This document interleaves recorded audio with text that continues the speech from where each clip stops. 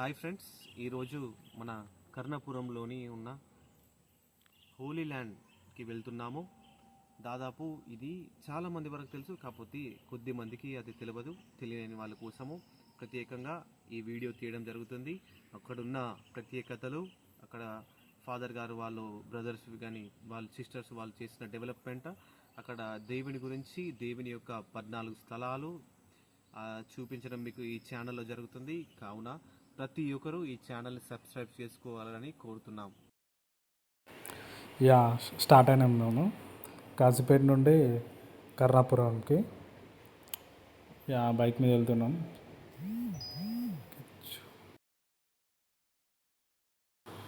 Sunset చూడు ఎట్లుందో, evening time కదా, బాగుంది. ఇప్పుడు మనం బ్రిడ్జ్ కిందకి వెళ్ళాలన్నట్టు. బస్ స్టాప్కి రీచ్ కాకముందుకే రైట్ సైడ్లో ఇట్లా స్టాచ్యూ ఉంటుంది, అది డాన్ బోస్కో స్టాచ్యూ. దాన్ని రైట్ సైడ్ తిరిగి స్ట్రేట్గా వెళ్తే మనకు హోలీ మేరీ స్టాచ్యూ వస్తుంది. అక్కడ నుండి మనం రైట్ తీసుకోవాలి. రైట్ తీసుకొని చూడండి ఎట్లుందో, స్ట్రేట్గా వెళ్ళినాం అనుకో హోలీ ల్యాండ్ ప్లేస్ రీచ్ అవ్వచ్చు. కొన్ని వేల సంఖ్యలో ప్రజలు ఇక్కడికి వచ్చేవారు.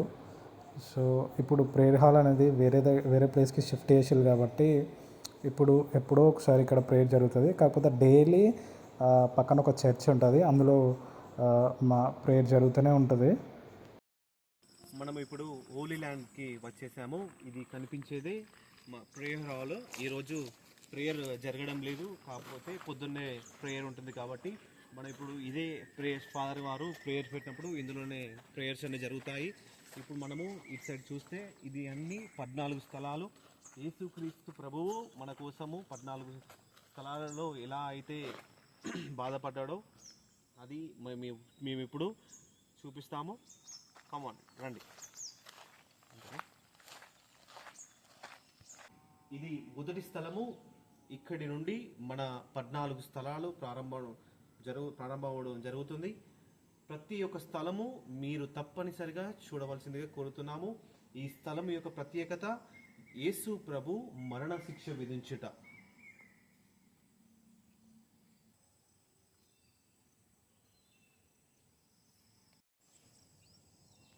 రెండవ స్థలము యేసు ప్రభు స్లీవను మోయుట. యేసు ప్రభు మనందరి పాపాల పరిహార్థం కొరకై తన భుజములపైన స్లీవను మోసుకొని పోవుట సమయము ఇది. ఇక్కడి నుండి ప్రారంభమై యేసుక్రీస్తు మరణం వరకు ఆ స్లీవను తన భుజముల మీదనే మోసుకుంటూ మన పాపముల పరిహారార్థం కోసమై తన ఇష్టపూర్తిగా మన కోసం మోసినటువంటి సిలువ. మనము మూడవ స్థలానికి వెళుచుండగా యేసుక్రీస్తు ప్రభువు మొదటిసారి స్లీవ క్రింద పడి ఉన్నాడు. యేసుక్రీస్తు ప్రభువు మనవలే మన కొరకు నేలకూలాడు. యేసుక్రీస్తు ప్రభువు మొదటిసారి స్లీవ కింద పడుట.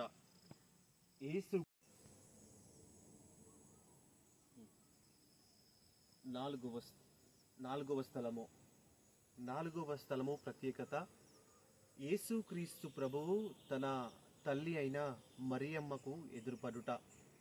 ఆ కుమారుని చూసిన ఆ తల్లి ఎంతగా విలపించింది అంటే తన గుండెలు చెల్లా చెదరయ్యేలా ఏడ్చింది. ఆరవ స్థలము వెరోనికమ్మ యేసు ప్రభుని ముఖమును తుడుచుట. వెరోనికమ్మ ఏడ్చుకుంటూ యేసు ప్రభుని ముఖమును తుడిచినప్పుడు యేసు ప్రభు యొక్క ఆ ముఖ చిత్రము ఆ వస్త్రము మీద ముద్రింపబడింది. సిలువలో నాకై కాచెను యేసు రక్తము. యేసుక్రీస్తు ప్రభువు రెండవసారి సిలువ క్రింద బోర్ల పడుట. యేసుక్రీస్తు ప్రభువు మూడవ స్థలంలో మొదటిసారి బోర్ల కింద పడిపోయాడు, మరియు 7వ స్థలంలో కింద పడిపోయాడు. ఆ కఠిన మార్గంలో ఆ ప్రభువు నడువలేని స్థితిలో ఉండి 7వ స్థలంలో రెండవసారి నేలకూలాడు. 8వ స్థలము యేసుక్రీస్తు ప్రభువు పుణ్యశ్రీలకు ఊరట చెప్పుట.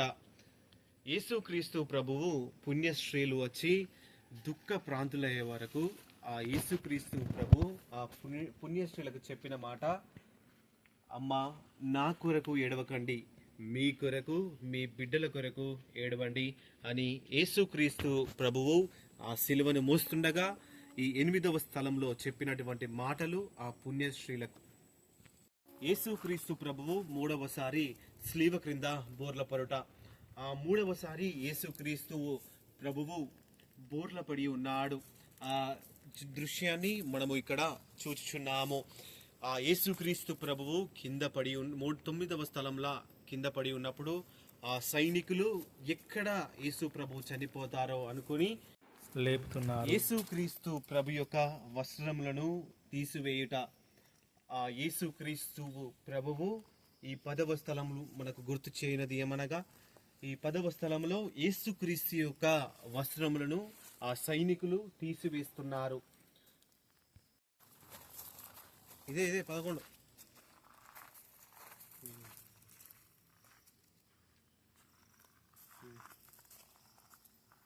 11వ స్థలము యేసుక్రీస్తు ప్రభువు స్లీవ మీద కొట్టబడుట. ఆ యేసుక్రీస్తు ప్రభువును ఆ స్లీవ మీద పరుండబెట్టి ఆ చేతులు చాచి ఆ పెద్ద ములలతో తన చేతులకు కాళ్ళను స్లీవ మీద పరుండబెట్టి ఆ మేకులను కుట్టే దృశ్యము. స్లీవలో మృతునందుట. ఈ 12వ స్థలములలో యేసుక్రీస్తు ప్రభువు స్లీవ మీద మృతి చెంది ఉన్నాడు. ఆ దృశ్యాన్ని ఇక్కడ మన హోలీ ల్యాండ్లో ఇంత అద్భుతంగా మనకు కళ్ళకు కట్టినట్టుగా ఇక్కడ ఉన్న ఫాదర్స్ అయినా అమ్మగారులైనా అందరూ కళ్ళకు కట్టినట్టుగా చూపించడము జరిగింది.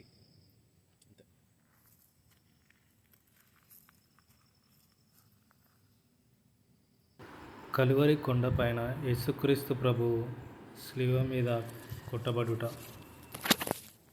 పాపులమైన మన కొరకు యేసుక్రీస్తు ప్రభువు తన రక్తాన్ని చిందించి మన కోసం శిలువ మీద కొట్టబడ్డాడు.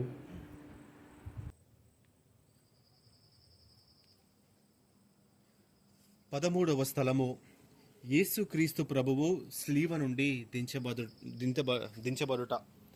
ఆ యేసుక్రీస్తు ప్రభువు జీవమును విడిచిన వెనుక ఆయన శిష్యులకు యోసేపు, నికోదేమును వారిద్దరూ ఆయనను శిలువ నుండి దించి దుఃఖముతో నిండిన ఆయన తల్లి చేతిలో నుంచి ఆమె చెప్పని బాధను అనుభవించి ఉంది.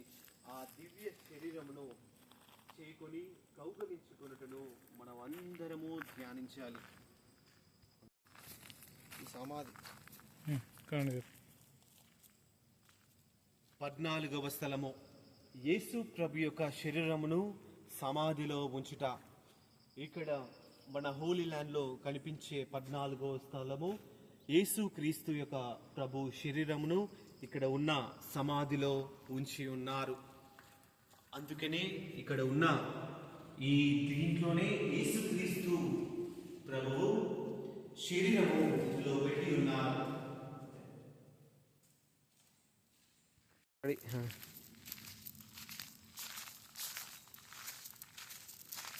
ఓకేదా.